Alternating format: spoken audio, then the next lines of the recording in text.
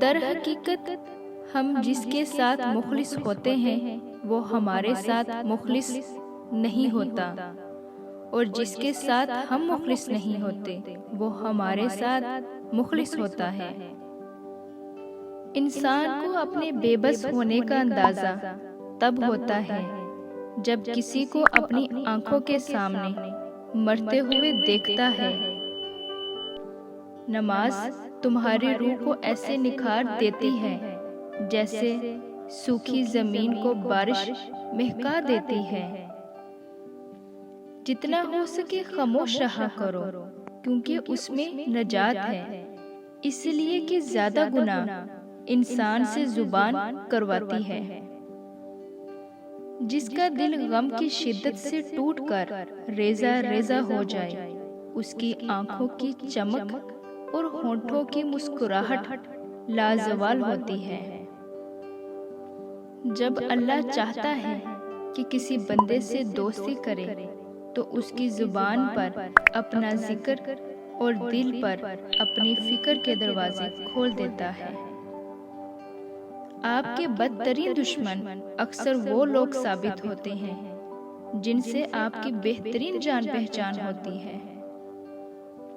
برے اعمال دیمک کی طرح ہیں، ان کے ذریعے باہر سے تو کچھ نہیں بدلتا مگر اندر سے سب مٹی ہو جاتا ہے۔ اے انسان، تجھے تیری اوقات کا اس دن پتہ چلے گا جب لوگ تجھ پر مٹی ڈال کر ہاتھ بھی تجھ پر جھاڑیں گے۔ مکافات عمل کی چکی چلتی بہت آہستہ ہے لیکن پیستی بہت باریک ہے۔ جب سجدے طویل ہو جائیں تو مشکلیں قلیل ہو جاتی ہیں۔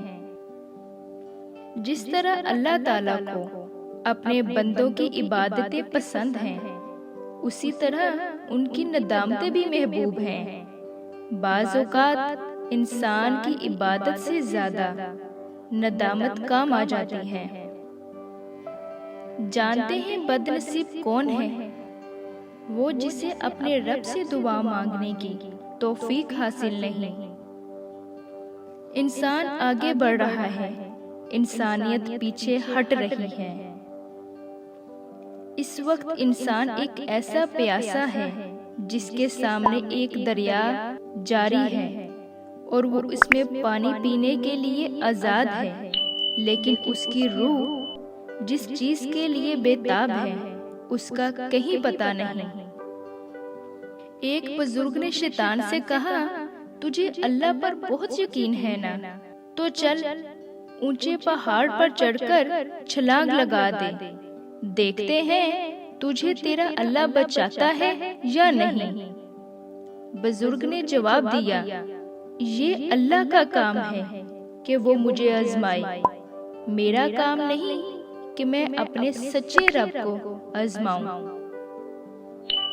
جب بھی کوئی دل دکھائے تو اسے اس وجہ سے دل سے معاف کر دینا کہ روز محشر میرا رب بھی مجھے اسی طرح معاف فرما دے گا۔ تکبر چاہے دولت کا ہو، طاقت کا ہو یا علم کا، یا پھر چاہے تقوی کا ہی کیوں نہ ہو، انسان کو رسوا کر کے چھوڑتا ہے۔ وقت کا کام گزرنا ہے، برا ہو تو صبر کرو، اچھا ہو تو شکر کرو۔